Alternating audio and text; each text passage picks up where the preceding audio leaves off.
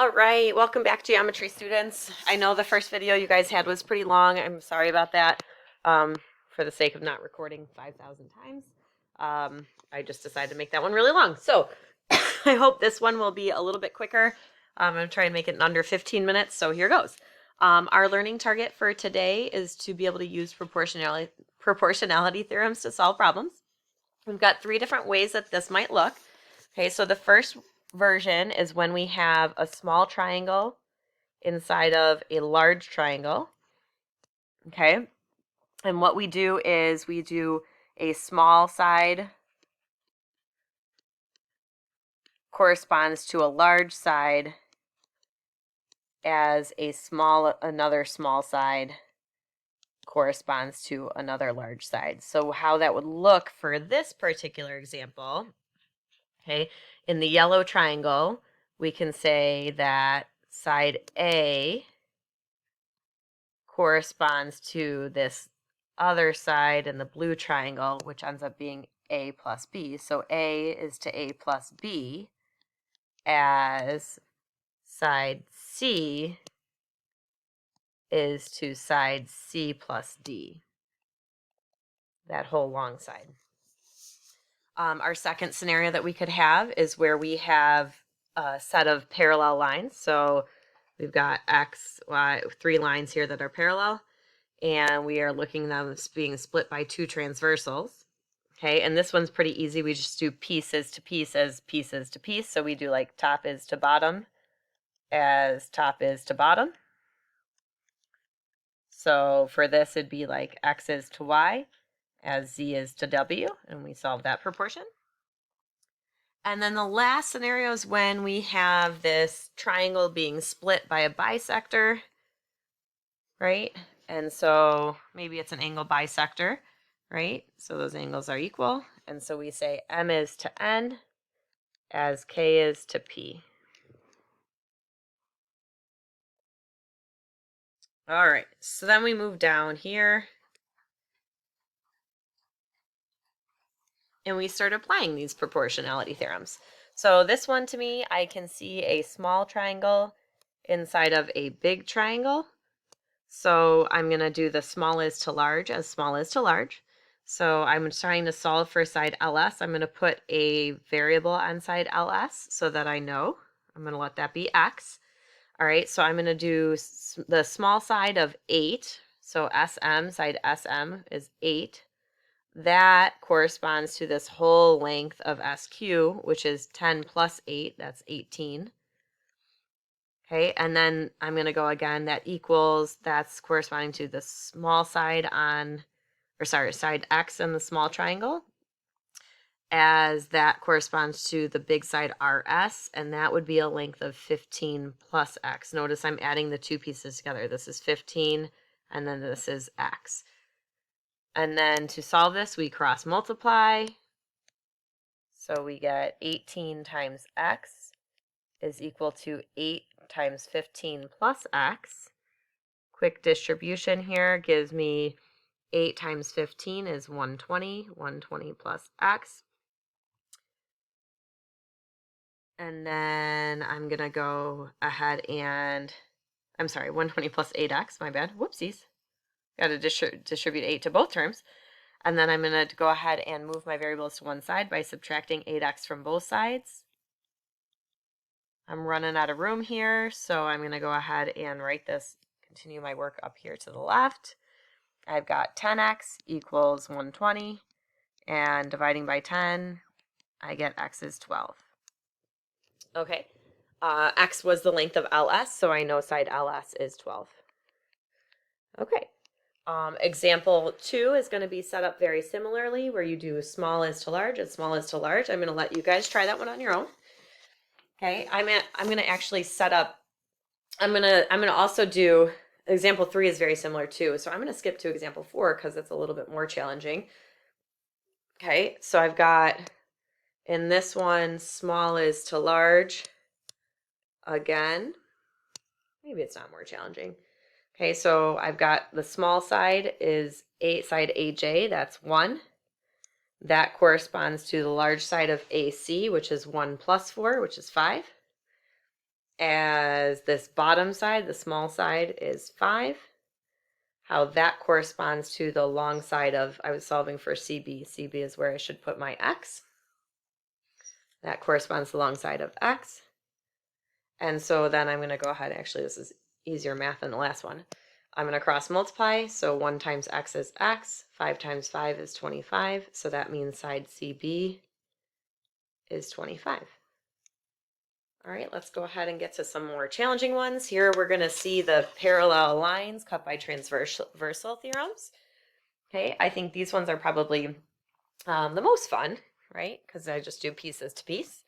All right, so in this one, I'm going to say the top piece, 2, is to the bottom piece, 6, as the top piece, x, is to the bottom piece, 8. Cross multiplying on that one gives me 2 times 8 is 16. 16 equals 6x. Divide by 6. I'm going to go ahead and leave that as a simplified fraction. X is 8 over 3. You can give a decimal for that if you want to, but there's no need. In example 7, we have that top is to bottom example with the transversals, 2 transversals cutting 3 parallel lines here. So we're going to do top is to bottom. So 3 is to 6, right? Top is to bottom, as x is to bottom. Now this is a little trickier because they don't give us the bottom piece. They tell us the whole is 15. So I know that in order to find this bottom piece, I'm going to take the whole and I'm going to subtract off the value of x. So the bottom piece right here is actually 15 minus x. So that's going to be what I put in my proportion. I think that one's probably the trickiest one. And then we go ahead and cross multiply. When we cross multiply, we get 6 times x equals 3 times 15 minus x. We distribute, so 6x equals 45 minus 3x. We're going to add 3x to both sides. So 9x equals 45. Dividing by 9 gives me x equals 5. My job was to solve for the length of BD, which happened to be marked with x. So I know that BD is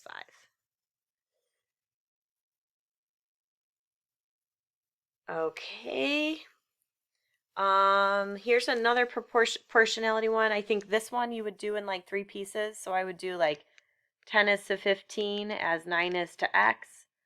And then once I know x, then you could do like 15 is to 18 as x is to y. If you know x, you can plug it in there to solve for x and y. So I'm going to skip over that one. I'm actually going to go ahead and do number 9 because I think number 9 is where we get that practice where we're doing the sum of some side lengths, which is a little bit trickier. So in here I'm seeing again a small triangle in a bigger triangle. So my ratio is going to be small is to big as small is to big. Let's go ahead and start with solving for y. Okay, so I'm going to go ahead and do the known. Notice this side has everything marked and known. Okay, so the small left side of the yellow triangle is 2. The big left side of the left side of the big triangle is 2 plus 6, which is 8. And that is equal to the small bottom side, which is 5, over the large bottom side, which is y, or big bottom side, I should say. I'm going to cross multiply there, getting 8 times 5 is 40. 40 equals 2y. So y is 20. And then we can go in and solve for x by doing that same whole small is to big, small is to big. I'm going to keep that 2 is to 8 proportion because I know that that's going to work still. Okay, and then the small right side of, the right side of the small triangle is labeled with an x.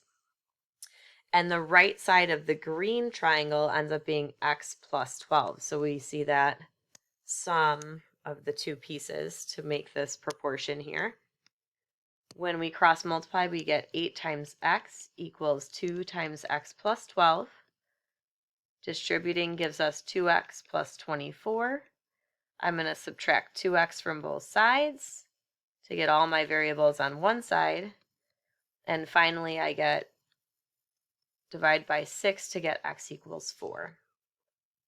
Okay, and then last but not least, we've got our proportionality theorem with the angle bisector, which is important. It's got to bisect the angle. So here I'm told that given angle RVS is congruent to SVT. I'm going to mark that. So angle RVS, this angle right here, is congruent to angle SVT, this angle right here. Because those angles are marked congruent, we can go ahead and use the angle bisector proportionality theorem, which says that my left side will correspond to the bottom side or of this triangle, as my right side will correspond to the bottom side of the right-hand triangle. So 8 is to 4 as 10 is to x, or piece is to piece as piece is to piece. I'm going to cross multiply here. 8 times x should equal 4 times 10, so 8x equals 40. Dividing both sides by 8, I get x equals 5. And x happens to be the length of ST, so ST is 5. It's important that we always go back to what we're trying to find. And then our last example, let's just check. Oh, we got a few more. We'll do one more example. I think that might be enough for you. Let's see if we, yeah, this one looks harder because that's bigger numbers. Oh, actually, it is bigger numbers, but it's just bigger numbers, so it's not more challenging in that sense. I'm going to actually do example 3 for our last example, so I'm making it in the 15-minute mark here. Okay, example 3 is more challenging because we have this entire piece, right, is labeled, and we don't actually know what this piece is or what this piece is. So we've got to go ahead and make a little bit more, we've got a little more work to do here. Okay, so in this one, we're gonna go ahead and think of this as two pieces, right? So I'm gonna think, I'm looking at this side as, this is kind of like my smaller side BD, right? So I'm gonna label BD with an X. And then I have to represent side DC in terms of X and 14. So again, I'm gonna use that thought process here. 14 is the whole length, and DC is the whole length subtracting off the segment of BD. So DC is 14 minus X. So now I can set up my proportion. Okay, again, it's really, really important that we notice that these angles were marked congruent. If these angles weren't marked congruent, then we wouldn't be able to do this. Okay, so now I can go ahead and do this where in triangle ABD, I can do 9 is to X, as for triangle ACD, 15 is to 14 minus X. Now, I don't know if this is going to work out very pretty as far as the numbers go. It doesn't look like it, but that's okay. I'm going to set this up and solve it. Fractions are fine. Answers with decimals are completely fine. I don't want you guys to be afraid of them. All right, so cross multiplying x times 15 is 15x, and that equals 9 times 14, which is 126. Oh, okay, hold on. 9 times 14 minus x. Let me not skip ahead here. Okay, 15x equals, now I distribute the 9, so 9 times 14 is that 126. 9 times negative x is negative 9x. I'm going to add 9x to both sides. So now I've got 24x equals 126. Divide both sides by 24. And that doesn't divide nicely. So there's two ways you can write your answer. Either x equals 5.25, or you can go ahead and simplify this to 20, let's see, both these divide by 2, 126 divided by 2 is what, 63 over 12, 63 and 12, both 63 divides by 3, that's 21, 12 divided by 3, that's 4. So you could write 5.25 or you could write 21 over 4. Both of those are acceptable answers. Now what's really convenient is we were trying to find BD, and x happened to represent the length of BD, so we know that BD is equal to 5.25, or 21 over 4, either way. Okay, that's it for this video. I'm going to let you guys go ahead and get started on your practice.